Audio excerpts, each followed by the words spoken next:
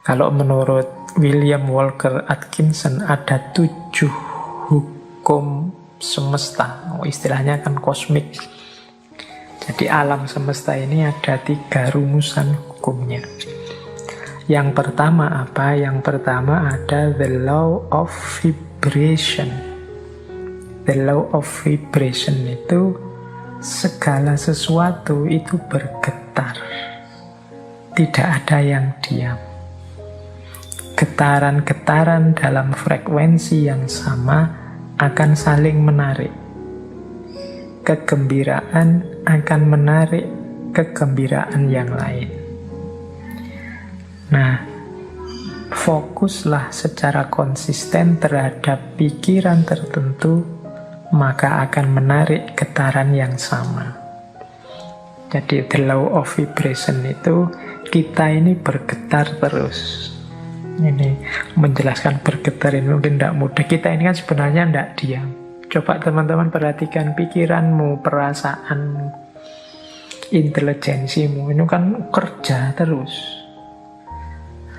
Ya dari luar kelihatan diam, tapi di dalammu itu kan rame terus.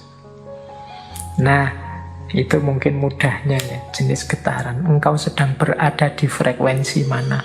Mungkin engkau sedang marah-marah, mungkin engkau sedang senang, mungkin engkau sedang gelisah, mungkin hari ini engkau sedang bingung karena vaksin, mungkin hari ini engkau sedang gelisah karena sekelilingmu sedang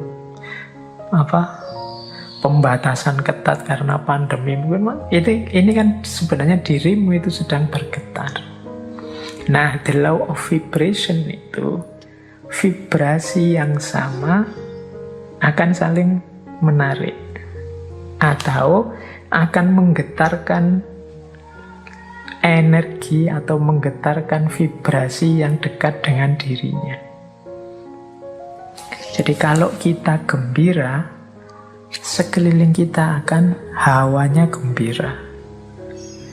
Dan orang-orang yang di dekat kita akan terpengaruh oleh kegembiraan itu. Itu the law of vibration, mudahnya begitu.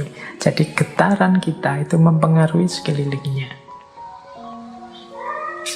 Apa yang ada dalam diri kita, kalau kita gelisah atau murung, ini menggetarkan sekelilingmu dengan kegelisahan dan kemurungan. Ini namanya the law of vibration. Makanya kadang-kadang teman-teman kan bisa merasakan kalau misalnya punya teman akrab gitu, temanmu sedang sedih, terus dekat denganmu, dia pura-pura banyak ketawa, pura-pura ceria, tapi getarannya bisa engkau tangkap. Itu the law of vibration. Jadi getaran yang ada dalam diri kita itu akan menarik frekuensi yang sama dari yang ada di sekeliling kita. Kalau teman-teman dekat dengan teman yang sedang sedih, sedang gelisah, sedang susah, sekali-sekali dia tampak nangis, itu kan kita ikut terus hanyut dalam situasi kesedihannya, ikut dalam kemurungannya. Nah, ini ilustrasi mudah. Kalau teman-teman dekat dengan teman yang sedang senangnya luar biasa, cerianya luar biasa karena tujuannya tercapai, gembira, itu kita dekat dia juga ikut gembira. Jadi getaran yang ada dalam diri orang lain bisa mempengaruhi getaran yang ada dalam diri kita. Demikian pula sebaliknya. Jadi kegembiraan akan mendatangkan kegembiraan, kesedihan juga akan mendatangkan kesedihan. Ini the law of vibration namanya. Menyikapi the law of vibration itu seperti apa? Ya menurut William Walker Atkinson adalah fokuslah pada yang baik-baik, yang indah-indah, yang nyaman-nyaman di pikiranmu.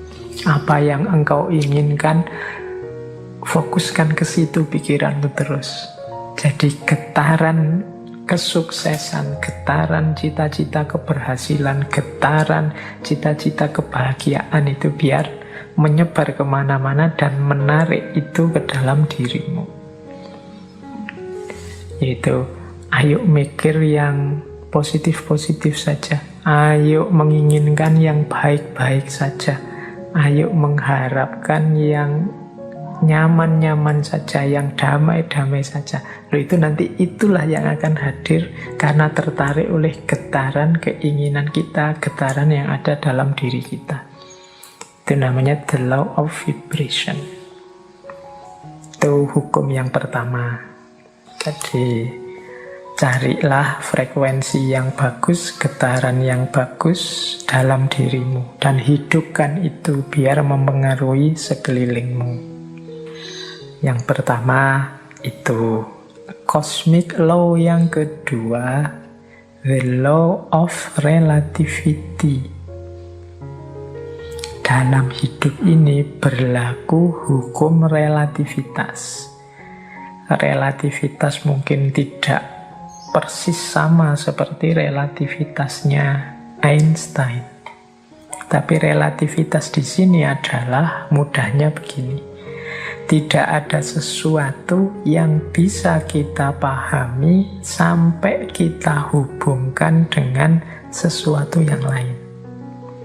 Apakah itu tentang sifat, nilai, kualitas, atau artinya sesuatu, dan lain sebagainya, itu kita akan susah memahami kalau kita tidak menghubungkannya dengan yang lain. Itu namanya the law of relativity.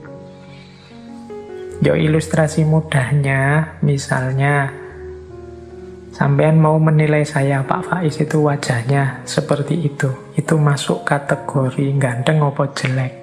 Itu kan susah kamu jawab, mungkin ya sungkan barang, gak berani ngomong.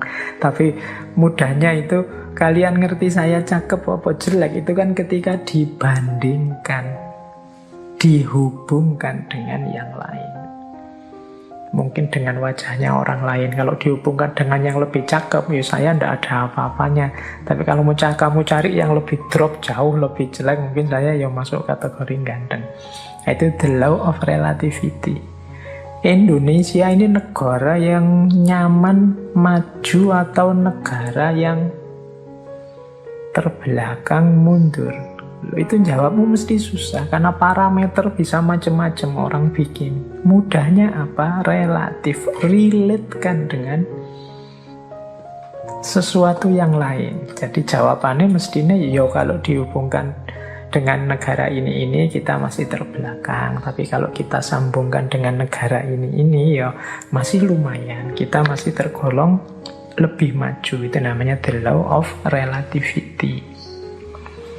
Jadi ini hukum alam yang kedua.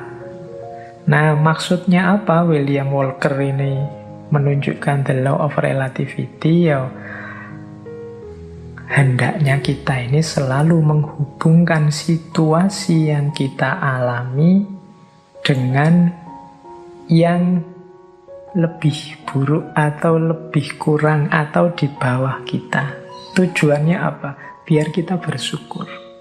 Semua kegelisahan, ya mungkin tidak 100% lah, sebut saja 90% kegalauan, kegelisahan kita hari ini, itu muncul karena kita merelasikan diri dengan sesuatu yang lain, yang lebih tinggi, lebih bagus, lebih sukses, pokoknya lebih segalanya dari kita. Akhirnya kita tidak mampu untuk bersyukur. Mau bersyukur itu lebih berat karena kita melihat hidup kita ini serba kurang.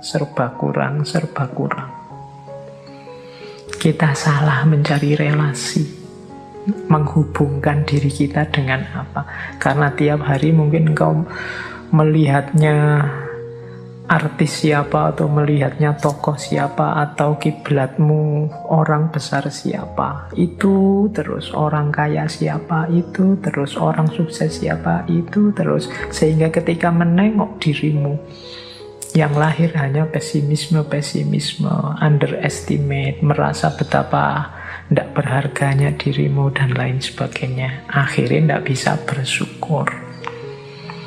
Nah, untuk bisa bersyukur, ingatlah the law of relativity tadi. Kalau engkau mau melihat yang lebih bawah darimu, masih banyak. Ada mahasiswa yang sumpek sekali karena semester akhir belum punya pacar misalnya. Dia lupa bahwa dia jadi mahasiswa itu aja sudah kelebihan yang luar biasa. Benchmarknya mungkin temennya. Benchmark itu tempat dia mengukur, tempat dia merelasikan diri, itu temennya yang sudah punya pacar. Tapi dia lupa, dalam dirinya ada banyak kelimpahan, ada banyak kelebihan. Dia sibuk hanya satu kekurangan ini. Ini biasanya karena salah merelasikan diri. Akhirnya susah bersyukur.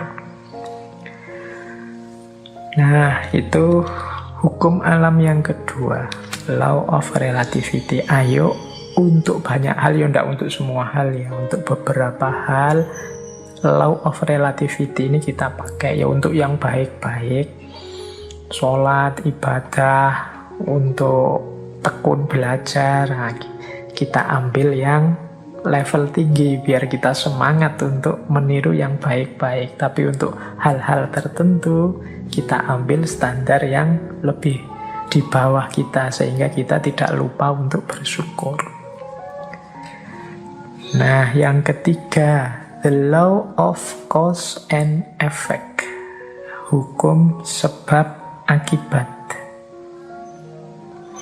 Kalau ini saya tidak perlu menjelaskan ya. Kalau dalam Islam ya ada faman ya'mal misqala dzarratin khairan yarah wa may ya'mal misqala dzarratin syarran yarah. Ada aksi, ada reaksi. Ada sebab, ada akibat. Maka menghadapi hukum yang semacam ini, marilah kita ciptakan dalam hidup ini sebab yang baik-baik saja. Sebab-sebab yang produktif, yang sukses, yang unggulan, sehingga kita mendapatkan akibat juga yang sukses, yang unggulan. Jadi karena ada sebab, ada akibat. Kalau ingin akibat yang bagus, ya ciptakanlah sebab yang bagus. Ini hukum alam juga. Tidak mungkin dari kemalasan lahir keberhasilan misalnya, makanya jangan malas. Tidak mungkin dari kejahatan, keburukan lahir kebaikan. Tidak mungkin dari proses yang merusak lahir perbaikan. Nah, ini cause and effect. Ini hukum alam yang ketiga. Ada sebab, ada akibat. Apapun yang kita panen hari ini, itu adalah benih yang kita tanam sebelumnya. Yang keempat, the law of polarity. Law of polarity ini, segala sesuatu dalam hidup ini ada pasangannya. Ada panas, ada dingin, ada terang, ada gelap, ada atas bawah, ada baik buruk. Ini pasangan. Pasangan ini sifatnya saling mengadakan. Saling mengadakan ya, kalau tidak ada buruk, yang baik juga tidak akan ada. Adanya yang baik karena ada yang buruk. Ini namanya saling mengadakan. Kalau semua orang sama, semua baik, semua, ya dia tidak disebut baik, ya standar saja. Dia disebut baik karena ada yang buruk. Disebut terang karena ada situasi gelap. Disebut atas karena ada bawahnya. Bawah saja tidak ada atas, tidak mungkin. Atas saja tidak ada bawahnya, tidak mungkin. Jadi dia saling mengadakan, saling mendukung keberadaan masing-masing.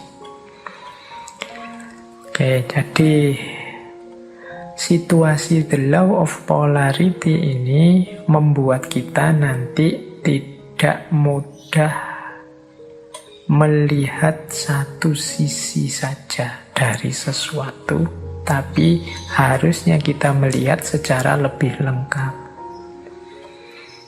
Jadi ada orang baik loh, terus kita puji, kita senangi total 100%.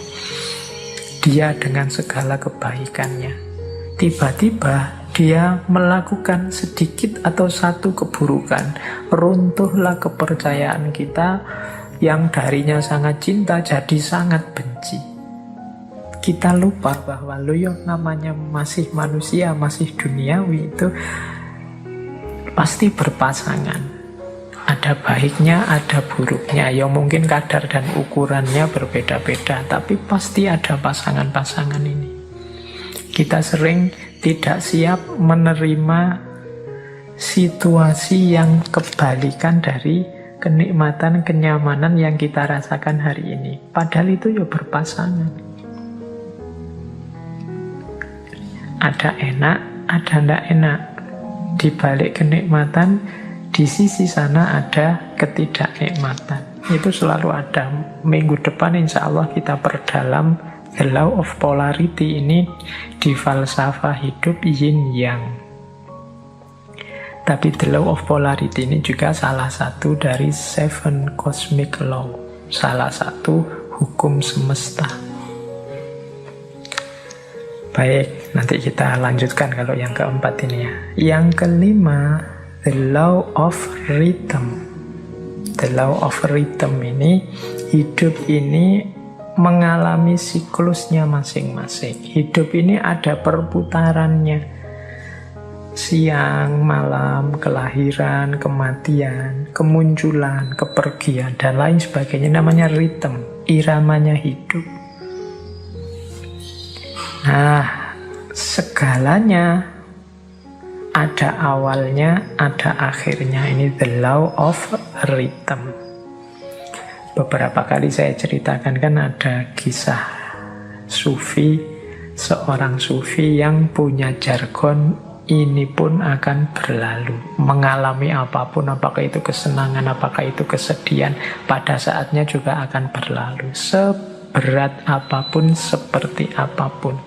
Termasuk pandemi ini, dia ada awal kehadirannya, pasti nanti ada akhir kepergiannya. Itu the law of rhythm. Jadi kalau kita mengalami situasi apapun, sadarlah bahwa situasi ini akan berakhir. Yang sedang sedih, ingatlah kesedihanmu pada saatnya akan berganti kegembiraan. Yang sedang gembira, wong namanya kita hidup, pada saatnya juga akan ada masalah dan kegembiraan akan bertemu dengan kesedihan. Itu namanya the law of rhythm. Hidup ini ada siklusnya. Yang sedang di bawah jangan putus asa, yang sedang di atas jangan jumawa. Karena kita ini berputar. Ini namanya the law of rhythm. Untuk the law of rhythm ini, insya Allah nanti minggu terakhir kita bahas dari perspektif filsafat Jawa. Cokro Manggilingan. Baik, kita lanjutkan. Yang keenam, the law of gestation. The law of gestation itu bunyinya begini. Segala sesuatu perlu waktu untuk terjadi. Tidak ada yang ujuk-ujuk sempurna, tidak ada yang ujuk-ujuk utuh. Segala sesuatu dalam hidup ini butuh proses, perlu waktu.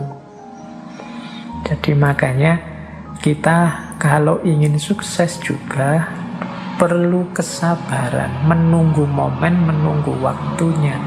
Karena segala sesuatu ada waktunya. Ada waktu menanam, ada waktu memelihara, ada waktu memetik buahnya. Segalanya butuh proses, tidak ada yang ujuk-ujuk setelah ditanam terus buahnya muncul. The law of gestation.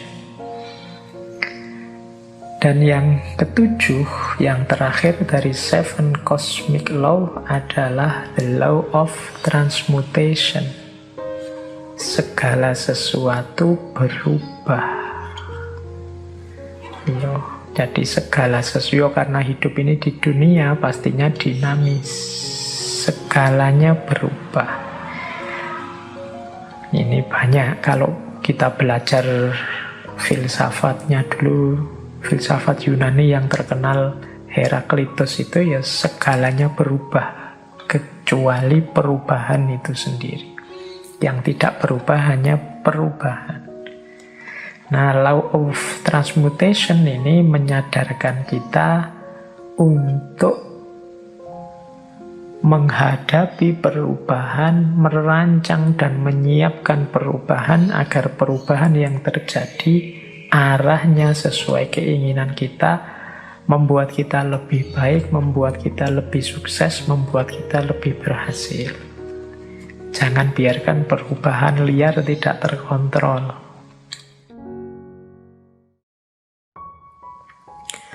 Nah, asumsi-asumsinya apa sih the law of attraction itu? Jadi yang pertama, energi mengalir kemana perhatian seseorang tertuju. Mengapa sih meyakini the law of attraction? Apa yang kita yakini itulah yang terwujud.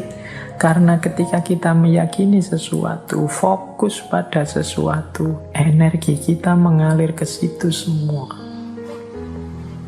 Pokoknya saya harus berhasil di sini, saya harus sukses ini, saya harus mampu melakukan ini.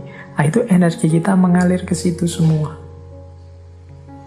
Ya wis mudahnya, sering saya ilustrasikan kan kalau orang jatuh cinta, itu energinya fokus semua pada yang dicintainya, sehingga kadang-kadang dia bisa melakukan apapun yang untuk dirinya sendiri saja mungkin tidak dilakukan, tapi untuk yang dia cintai, dia mampu melakukannya. Kenapa? Energinya mengalir ke situ semua, karena pikiran perhatiannya ke situ semua. Jadi asumsi pertamanya itu, ketika kita fokus pada sesuatu, maka semua potensi diri kita ke situ semua. Itu yang pertama, asumsinya itu. Yang kedua, alam semesta ini, ya di situ kalimatnya penuh dengan kelimpahan untuk manusia. Maksudnya apa? Alam semesta ini, segala fasilitas kelebihan yang ada di dalamnya oleh Allah itu diciptakan untuk manusia, dalam tanda petik untuk melayani manusia. Kita ini kan makhluk yang dihadirkan ke bumi setelah bumi siap untuk kita huni. Karena memang bumi disiapkan untuk manusia. Maka apapun sebenarnya yang kita inginkan, yang kita harapkan dalam hidup ini pasti difasilitasi oleh alam semesta sekeliling kita. Tinggal kita mau atau tidak. Nah, itu asumsi kedua. Berarti kuncinya ada pada keinginan dirinya manusia. Asumsi yang kedua, mengapa kok pikiran kita nanti yang menjadi kunci. Yang ketiga, kemampuan atau potensi manusia itu sangat jauh lebih besar, jauh lebih luas daripada yang kita sadari saat ini. Jadi kayak kita merasa, Pak, filsafat itu mentok, saya Pak ndak paham. Ndak, kamu kurang serius menggali potensimu saja. Kalau kamu mau bisa-bisa. Pak, bahasa Inggris itu Pak, wah puyeng saya Pak. Matematika itu Pak, enggak. Kamu bisa sebenarnya, cuma kamu kesusu berhenti saja. Kemampuan atau potensimu tidak terbatas itu. Allah memberimu potensi yang luar biasa. Harusnya engkau jadi orang yang luar biasa. Harusnya setiap orang kalau mau dia bisa jadi luar biasa. Kemampuan dan potensimu cukup untuk apapun yang engkau cita-citakan, engkau inginkan. Itu asumsi ketiga. Asumsi keempat, hidup ini tujuan dan isinya tergantung pada keputusanmu sebagai manusia. Jadi kita ini, kalau bahasanya agama, kita ini khalifahnya. Wajahnya hidup ini tergantung kita. Termasuk hidup kita ini ingin jadi apa, ingin seperti apa. Kuncinya di kita sendiri. Dan pilihan-pilihan hidup itu tidak terbatas. Pak, saya ini anak desa, bapak saya cuma tani, berarti cita-cita paling tinggi paling saya bisa itu. Enggak deh, kalau kamu matok serendah itu cita-citamu, ya enggak jauh-jauh dari situ. Panjang setinggi mungkin. Pilihan banyak, enggak terbatas. Wawasanmu harus luas. Jadi pilihan hidup itu banyak, silahkan engkau pilih. Kuncinya ada pada dirimu sendiri. Engkaulah yang menciptakan kehidupanmu. Jadi rentetan asumsi ini, energi itu mengalir, fokusmu kemana tertuju. Kalau engkau fokus hanya pada hal-hal itu yang sepele-sepele, yang biasa-biasa saja, ya hidupmu akan terbentuk secara sepele dan biasa-biasa saja. Tapi kalau engkau fokus pada hal-hal besar yang luar biasa, ya hidupmu akan terbentuk secara luar biasa. Jangan takut, alam semesta pasti menyediakan semua fasilitas yang engkau butuhkan. Kuncinya hanya ada pada dirimu. Mau atau tidak, siap menggali kemampuanmu sendiri atau tidak, berani memilih, memutuskan atau tidak. Apapun yang engkau putuskan, engkau pasti mampu mewujudkan dan alam semesta akan membantumu. Dan energimu akan fokus ke sana untuk melahirkannya. Ini asumsinya dari The Law of Attraction. Baik, kita masuk sekarang ke Law of Attraction-nya sendiri. Basic principles, prinsip-prinsip dasarnya Law of Attraction itu di catatan saya secara umum ada 4. Yang pertama, apa yang engkau pikirkan, itulah yang engkau dapatkan. Yang kedua, pikiranmu menentukan bagaimana hidupmu. Yang ketiga, pikiran yang positif akan mendatangkan kehidupan yang positif. Dan yang keempat, pikiran yang negatif akan mendatangkan kehidupan yang juga negatif. Berarti Law of Attraction ini pertama-tama menyarankan kita untuk memperhatikan apa yang ada di pikiran kita. Isinya apa saja? Apakah isinya hal-hal yang positif ataukah isinya hal-hal yang negatif? Kalau isinya hal-hal yang positif, insya Allah hidup kita juga akan berwujud positif. Kalau isinya hal-hal yang negatif, ya wajahnya hidup kita adalah hidup yang negatif. Nah, ini masing-masing kita yang bisa ngerti, coba ditengok deh. Atau mungkin manifestasi pikiran kita hari ini mungkin di status-status yang kita buat. Obrolan-obrolan dengan teman-teman kita hari ini. Coba kita muhasabahi, kita refleksi, banyak positifnya atau banyak negatifnya. Makanya agama itu menyuruh kita serba husnudzon, jangan suudzon. Husnudzon itu berarti mengisi pikiran dengan yang positif-positif. Maka hidup kita warnanya juga sesuai isi pikiran kita. Karena husnudzon, ya hidupnya jadi husn baik. Kebalikannya, kalau suudzon, hidupnya juga akan termanifestasi jadi su. Pikirannya jelek, terus pikirannya negatif, terus curiga, terus ya sudah, hidupmu adalah hidup yang warnanya penuh kecurigaan. Hidup penuh kecurigaan itu kan hidup yang gelisah. Dari mana kegelisahan itu muncul? Engkau sendiri yang menciptakan. Dengan suudzonmu tadi, prasangka burukmu tadi. Coba tadi kamu prasangka baik, hidupmu jadi tenang. Dari mana ketenangan itu datang? Ya engkau ciptakan sendiri tadi, karena engkau suudzon. Ya bayangkan ya mudahnya, misalnya kalian mau naik kendaraan umum, naik bis atau kereta. Itu kalau pikiranmu serba prasangka buruk, jangan-jangan nanti dicopet, jangan-jangan nanti di tengah jalan keretanya tabrakan mogok, jangan-jangan pikirannya jelek terus, maka kalian tidak akan bisa menikmati perjalanan. Sepanjang jalan mungkin kamu gelisah, ini jangan-jangan nabrak, jangan-jangan nanti ketemu orang jahat, jangan-jangan tidak tenang perjalananmu. Dari mana ketidaktenangan itu datang? Ya kamu awali dari pikiranmu sendiri tadi. Tapi coba engkau husnudzon, jadi pikiran yang bersih, tidak curiga, yakin dengan kenyamanan, keamananmu, ya perjalananmu nyaman.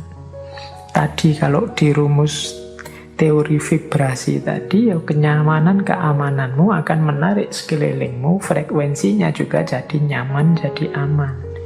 Tapi kecurigaan, kegelisahanmu juga akan melahirkan kecurigaan, kegelisahan di sekelilingmu. Hidupnya jadi tidak nyaman.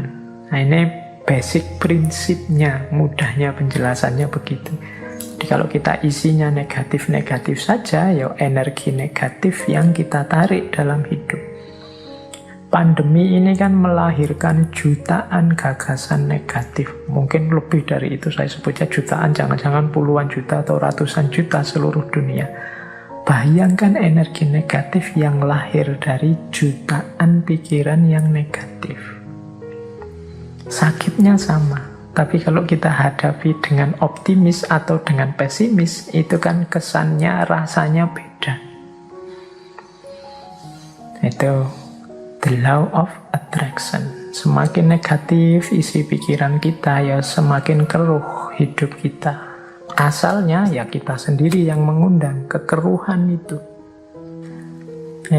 Makanya ada quotes dari Napoleon Hill. Napoleon Hill ini juga tokoh spiritualis yang sering juga menulis buku-buku coraknya self-improvement atau self-help.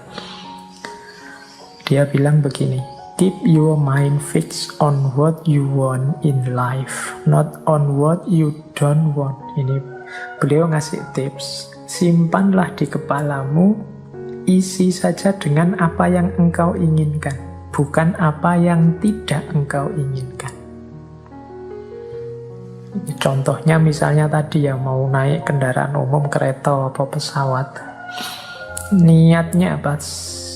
Saya naik pesawat semoga aman. Ini lebih positif daripada saya niat naik pesawat semoga tidak tabrakan. Nah ini kata-kata tidak tabrakan ini oleh Napoleon Hill disebut negatif. Jadi mending kita pakai kalimat yang positif untuk menghadirkan tadi energi dan vibrasi yang positif. Jadi simpanlah hal-hal yang positif di kepala, bukan hal yang negatif. Begitu kita, misalnya hari ini ada pandemi, ya mari kita berdoa semoga kita sehat. Bukan fokus pada semoga penyakitnya tidak menyerang kita. Itu ada tidaknya. Tidak itu mudahnya didefinisikan sebagai negatif. Nah, negatif-negatif ini ya akan berkumpul energinya di sekeliling kita. Jadi lebih baik menggunakan kalimat yang positif. Insya Allah Indonesia akan berhasil mengatasi pandemi ini. Insya Allah upaya yang dilakukan pemerintah akan sukses. Nah, ini menghindari kalimat-kalimat yang negatif. Jangan-jangan meskipun sudah begini masih belum sukses. Jangan-jangan itu kalimat-kalimat kekhawatiran, kalimat-kalimat negatif akan berpengaruh. Jadi kuncinya the law of attraction itu hindari pikiran-pikiran negatif, hindari pernyataan-pernyataan yang negatif. Karena itu akan menjadi kunci hadirnya energi-energi yang negatif di sekeliling kita. Nah, sekarang prosesnya 6 langkah menuju the law of attraction tadi. Caranya bagaimana sih Pak? Biar yang saya inginkan kemudian benar-benar terwujud. Biar yang tadi saya niati akan saya wujudkan benar-benar hasil. Nah, ini ada 6 step, ya ini dari berbagai sumber tentang the law of attraction. Yang pertama adalah mintalah apa yang engkau inginkan. Kalau dalam agama minta ini kemudian wujudnya jadi doa. Atau mungkin dalam bahasa yang berbeda, kadang orang pakai kalimat mimpilah, beranilah bermimpi. Kalau orang minta saja tidak berani, mimpi saja tidak berani, ya bagaimana dia mencapai tujuan-tujuan besar? Alah Pak, saya ini orang desa, ya sudah, cuma cukup seperti ini saja saya sudah senang, ya sudah, hidupmu akan hanya sampai level itu. Yang engkau inginkan memang di level itu saja. Padahal kalau engkau mau, engkau bisa minta yang lebih tinggi, menginginkan yang lebih tinggi. Inginkanlah. Jadi mintalah itu sama seperti inginkanlah apapun yang engkau inginkan yang besar-besar. Kalau sudah menginginkan, sudah minta, jangan lupa. Percayalah bahwa yang engkau inginkan itu akan terjadi. Nah, ini yang kadang-kadang kalau dibaca sepele tapi dijalankan berat. Keyakinan. Saya sering menyatakan kita itu kalau berdoa kadang setengah-setengah. Setengah-setengah dalam arti kita sendiri tidak yakin doa ini akan dikabulkan. Jadi wong kita sendiri tidak yakin bahwa keinginan kita akan terkabul. Ya wes, tidak akan wujud wong kita sendiri tidak yakin. Kalau kita yakinnya 50%, ya wujudnya mungkin ya hanya 50% nanti buahnya. Jadi ini bagian dari the law of attraction adalah keyakinan kita, kemantapan hati kita. Saya Pak nanti pasti bisa dapat jodoh yang cantik, yang kaya, yang macam-macam. Tapi terus kamu sendiri yang mementahkan. Tapi apa ya mampu ya Pak, wong saya itu hanya orang desa, wajahku ya pas-pasan gini, ya mesti raiso Pak. Ya sudah, kamu sendiri pesimis gitu ya tidak akan wujud. Engkau sendiri yang mementahkan doamu, engkau sendiri yang mementahkan keinginan-keinginanmu. Ya alam semesta sekelilingmu, kemampuan potensi besar dalam dirimu yang tidak akan keluar, kamu sendiri tidak yakin. Kalau engkau yakinnya 50%, ya keluarnya 50%. Jadi yang kedua, percayalah, yakinlah bahwa apa yang engkau minta pasti akan terwujud. Nah, yang ketiga ini siapkan dirimu untuk menerima kesuksesan sebagaimana yang engkau minta. Ya kan? Yo, kalau engkau minta, Pak, saya punya tujuan lulus kuliah yang paling cepat. Saya ingin lulusnya saya paling awal dengan nilai paling tinggi. Ya, kamu harus menciptakan dirimu sejak sekarang sebagai orang yang siap sebagai mahasiswa yang lulus tercepat terbaik. Kalau engkau bercita-cita punya, kayak tadi ya, meskipun artifisial, punya istri cantik, punya istri kaya, punya istri luar biasa, ya bersiaplah, ciptakan dirimu sebagai orang yang pantas punya istri cantik, kaya, dan lain sebagainya. Jadi di antara tandanya bahwa engkau yakin akan terkabul itu engkau siap-siap untuk menerimanya. Lah kalau engkau tidak siap menerimanya, ya dia tidak akan hadir. Siapkan lahir batinmu untuk menerima anugerah terkabulnya doamu. Tapi kalau engkau tidak siap lahir batin, itu ibaratnya wadah. Kalau engkau minta diberi air. Misalnya ya siapkan mangkok yang bisa menampung air. Kalau engkau minta diberi beras, ya siapkan kantong yang bisa menampung beras, kan itu. Nah, kalau engkau tidak siapkan kantongnya, tidak siapkan mangkoknya, air dan beras itu mau ditaruh di mana, ya dia akan lewat begitu saja dalam hidup. Jadi yang ketiga, siapkan dirimu untuk menerima. Mungkin engkau pernah berdoa, sebenarnya doamu itu kabul, tapi engkau tidak siap menerima. Sehingga anugerah itu lewat begitu saja.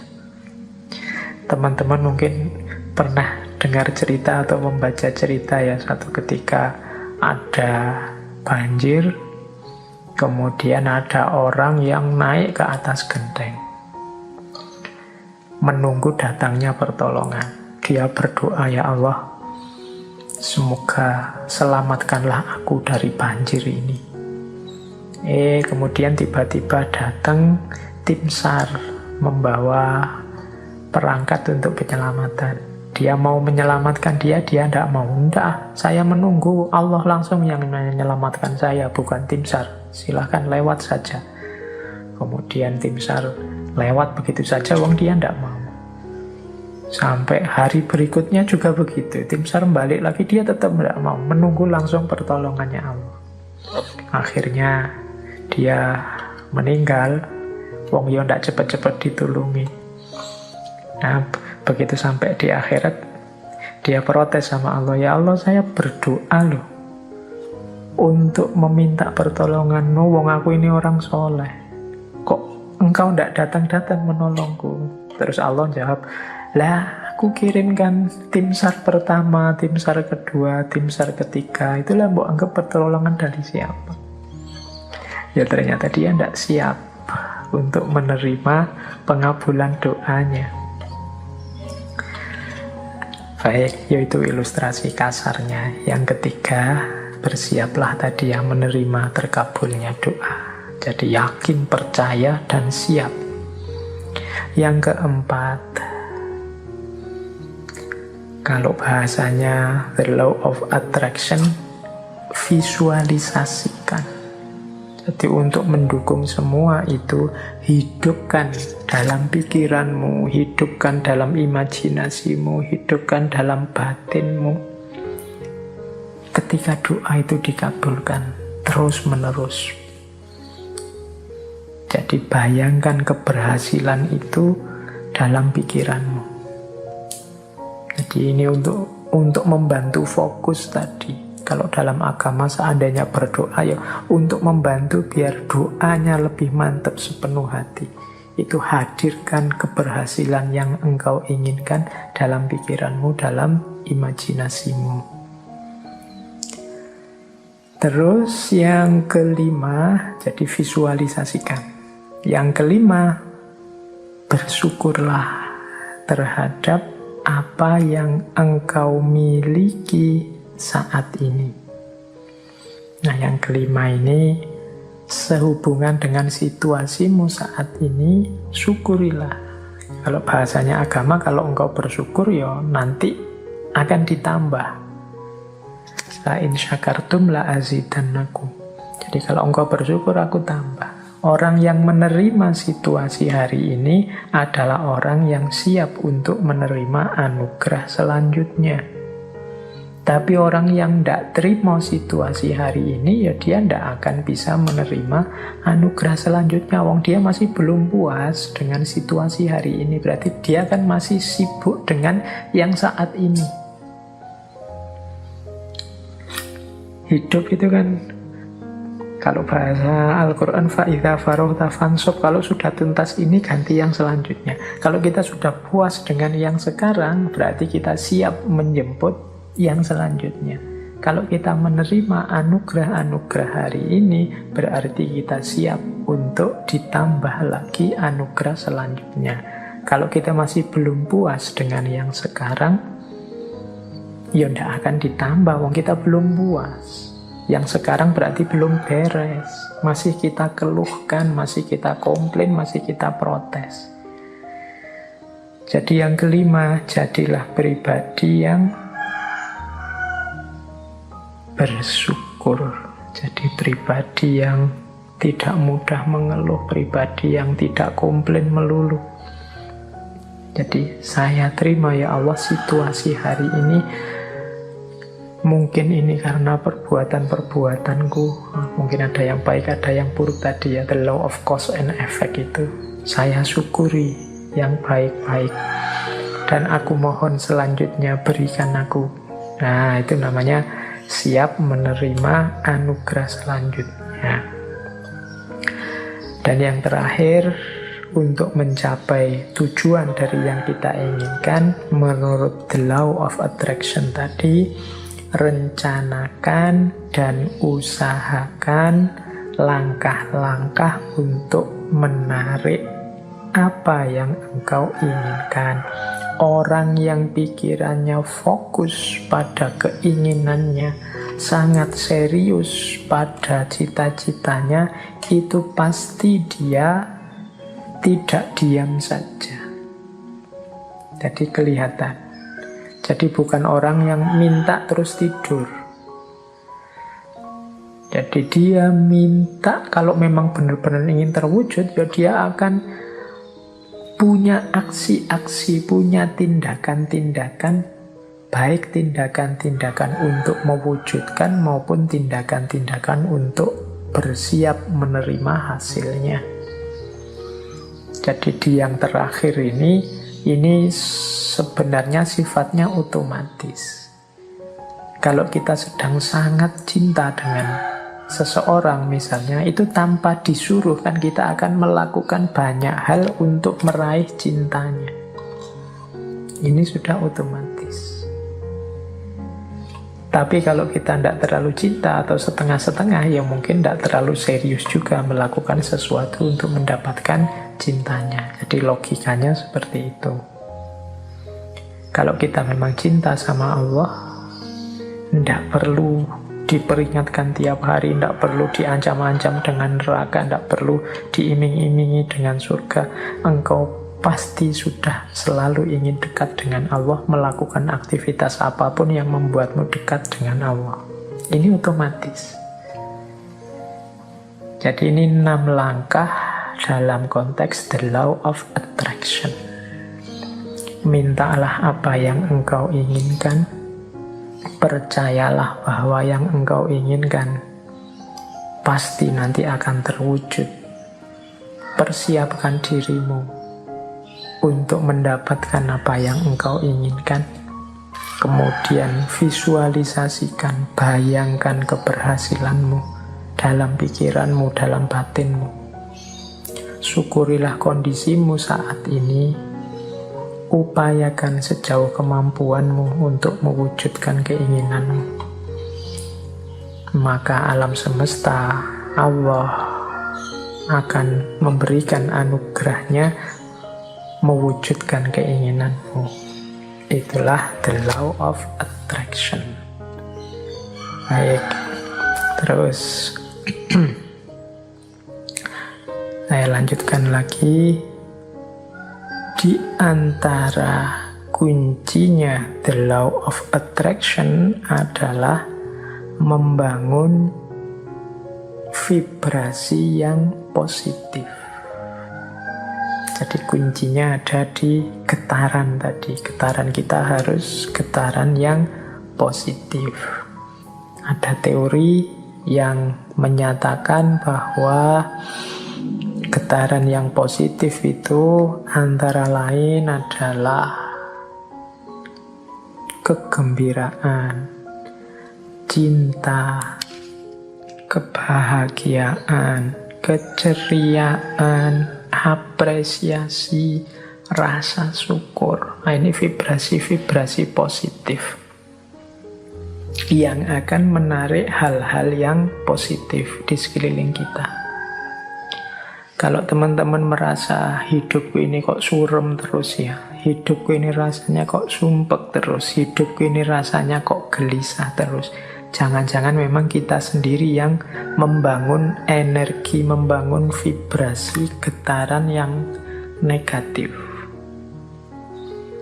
Getaran negatif itu kemarahan, kekecewaan, frustasi, rasa bersalah, rasa tersakiti, ketakutan, dan lain sebagainya. Itu vibrasi yang negatif. Kalau kita tiap hari diri kita isinya ini saja, ya getaran kita getaran yang negatif dan akan mengundang juga hal-hal yang negatif. Seperti saya contohkan tadi, ketakutan-ketakutan kita ya akan mengundang hadirnya apa yang kita takuti. Demikian juga frustasi, kekecewaan, kemarahan, ini hal-hal yang negatif, menciptakan getaran yang negatif, mengundang kenegatifan yang sama ke sekeliling kita. Sebaliknya, kalau kita menghadirkan vibrasi-vibrasi yang positif, kegembiraan, rasa cinta, rasa syukur, keceriaan, penghargaan pada orang lain, ya yang kita undang dalam hidup kita itu hal-hal yang positif. Jadi mari kita bangun vibrasi dalam diri kita ini, kita dengan vibrasi yang positif. Hari ini kita sering terjebak dalam vibrasi-vibrasi yang negatif. Mungkin karena isi pikiran kita banyak berkutat dengan hal-hal yang negatif, atau kita terseret, terdorong oleh negativitas-negativitas di sekeliling kita. Kemarahan, kekecewaan, kegeraman, kejengkelan, ketakutan, rasa tersakiti, ini vibrasi-vibrasi yang negatif. Mari latihan untuk membersihkan ini semua. Saya sering menyampaikan Allah itu menginginkan kehidupan kita di dunia ini kehidupan yang bahagia. Maka marilah kita hidup dengan bahagia. Caranya apa? Yuk kita hadirkan kebahagiaan itu pertama-tama dalam diri kita. Kita tunjukkan rasa syukur kita terhadap aneka anugerahnya Allah selama ini. Ini akan memunculkan hal-hal yang positif dalam diri kita.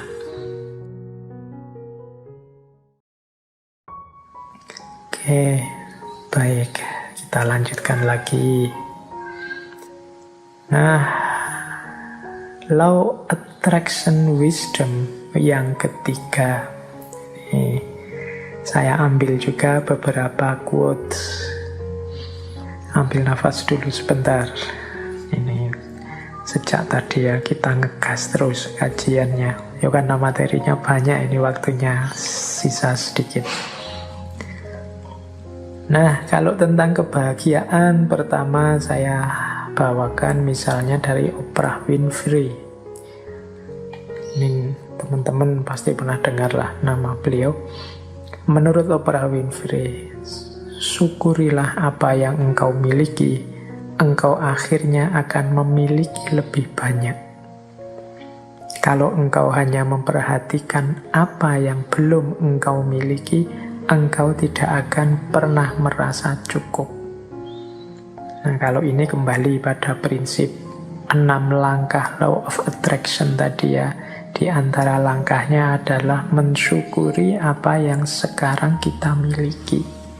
Begitu kita bersyukur, berarti kita siap untuk ditambah. Engkau akhirnya akan memiliki lebih banyak. Banyak di antara kita yang tidak bersyukur. Yang jadi fokus pikiran kita apakah adalah apa yang kita tidak punya. Padahal yo pinter, IP-nya tinggi, dicintai dosen-dosennya, tapi hanya gara-gara tidak punya pacar, tiap hari sumpek mikir tidak punya pacar ini saja. Padahal yo istrinya cantik, padahal ya kaya raya, padahal ya hidupnya terjamin semuanya. Tapi hanya gara-gara ndak punya anak misalnya, tiap hari mikir satu ini saja, akhirnya lupa bersyukur. Seolah-olah hidupnya punya kekurangan yang besar sekali. Nah ini kita tidak akan bahagia. kalau hanya memperhatikan apa yang belum kita miliki.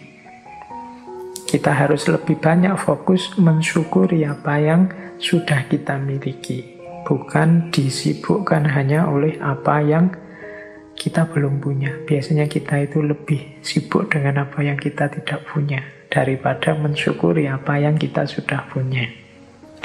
Maka law of attraction mengajari kita ya basisnya adalah bersyukur. Kemudian ada juga quotes yang saya bawa senantiasa, jadilah versi dirimu yang terbaik daripada menjadi versi tiruan orang lain. Quotes ini mengajarkan kita untuk kita harus otentik, berani bermimpi, berani menginginkan. Banyak di antara kita yang menginginkan sesuatu saja tidak berani, memimpikan sesuatu saja tidak berani. Kita bisanya hanya mengikuti orang.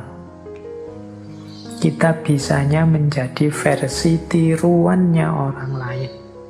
Kita tidak eksis jadi diri kita sendiri.